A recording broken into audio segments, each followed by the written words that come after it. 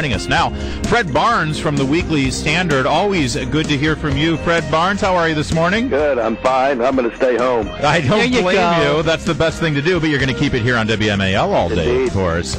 Listen, before we get into politics, what did you think of this Sweet 16, or the first two rounds of the NCAA tournament leading us to the Sweet 16? Well, I have to say, Florida Gulf Coast impressed me. America's team. Hey, it's amazing, and I made fun before the game started about Harvard getting in, and then they had no chance of winning. And I heard from a Harvard graduate after Harvard won in the first day, and then of course lost to Arizona, but that's pretty good for Harvard. Right. Yeah. Even winning one.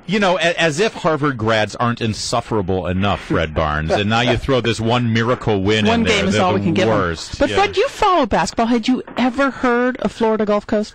I hate to admit it, but I had not. There you go. I think most people have. Here they are. This is the greatest weekend for basketball every year, when these teams that some you haven't heard of, or they're so-called mid-majors, or they're from a conference you've never heard of, even some teams with losing records which win a tournament, and get in, and all of a sudden they're just a few of them anyway are knocking off the top teams in the country. It's just amazing. It's fun. Well, and you're a big Auburn football fan, I know, Fred, and it's liberating, I think, for an Auburn fan, because all you have to worry about is football season. Where I'm a basketball fan. Or a Michigan fan. Much more stress. As a Michigan fan, I got to worry about football and basketball.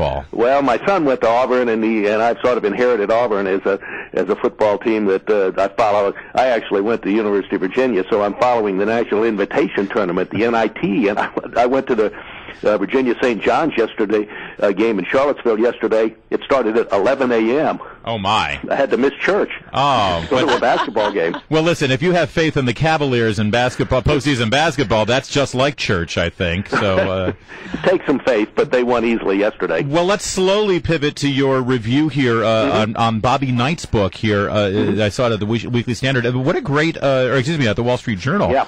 What a great take Bobby Knight has on America and on life. Tell me about what you learned from this book. Well, Bobby Knight thinks, his lessons from basketball can also apply to the rest of life in America, and he overreaches some, but they're pretty good. But some of his ideas don't really work. His basketball ideas of let's call as few timeouts as we can. Well, it's kind of hard to call timeouts in life. Yeah. But it turns out this is a pretty Bobby Knight, who's most well known for winning basketball games and throwing that chair across the court when he was mad at referees, is a very smart guy and has thought a lot about what he calls negative thinking. Now, that's the name of the book, the value or the power of negative thinking, which is a take on the power. Oh, please. Yeah. Negative thinking.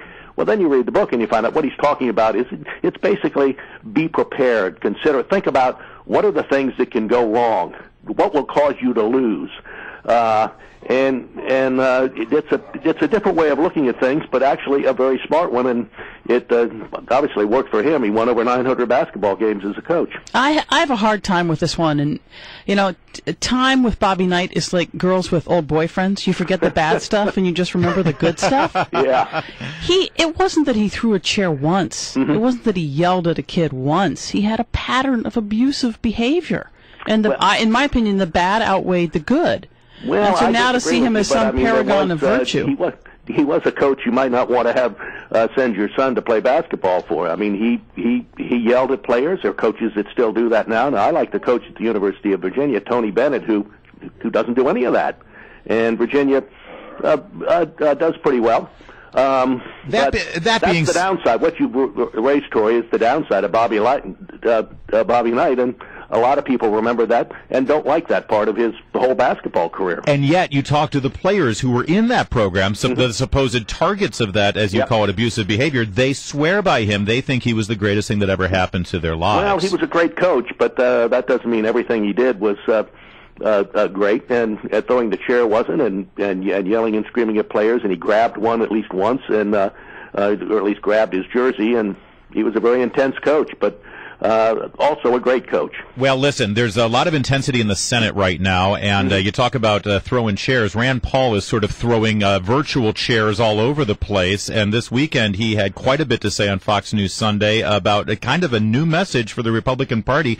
He certainly represents that libertarian wing of the party. Do you think that it's starting to take hold, and is the rest of the party starting to listen and say, well, maybe he's got the secret sauce for electoral victory? Well, I think some of them do. I don't think a majority does. I mean, look, the Republican Party has a number of wings. One of them is the Libertarian wing. It's certainly not a majority, and they do have a new champion in Rand Paul, who gets a lot of attention. Remember the filibuster he carried on for 13 hours or something, and so look, he attracts attention, but there are limits to how much sway the Libertarians are going to have in the Republican Party, and they're not going to be a majority. It reminds me of Ross Perot, this sort of populist appeal, and it cut across ages and economic lines and all that. And I'm with you. I think it only goes so far. But I agree with you. There's several factions in the Republican Party kind of vying for the heart and soul of the leadership. 3 years from now, where do you see it shaking out? Well, what you don't want to do is throw any faction of the party out. I mean, look, can't afford to lose them. You can't afford to lose any. You know, look, parties in the United States where we have two big parties, they're coalitions. And in the Republican Party, you have social conservatives, you have economic conservatives, you have libertarians. You've got canines. You got dog owner Republicans. Those are always important. Republicans love dogs. I have 3 dogs here, mine, and one of my daughters left her 2 dogs here for a couple days. So. That's what parents are for. So it has nothing. The kids leave, and they leave the dogs at home. But it has nothing to do with the snow, Fred Barnes. That's why you're staying home. You want to play with the puppies. These are not puppies. It didn't sound like it. All right, Fred. Hey, thanks for joining us. It's always great to have you. Take care.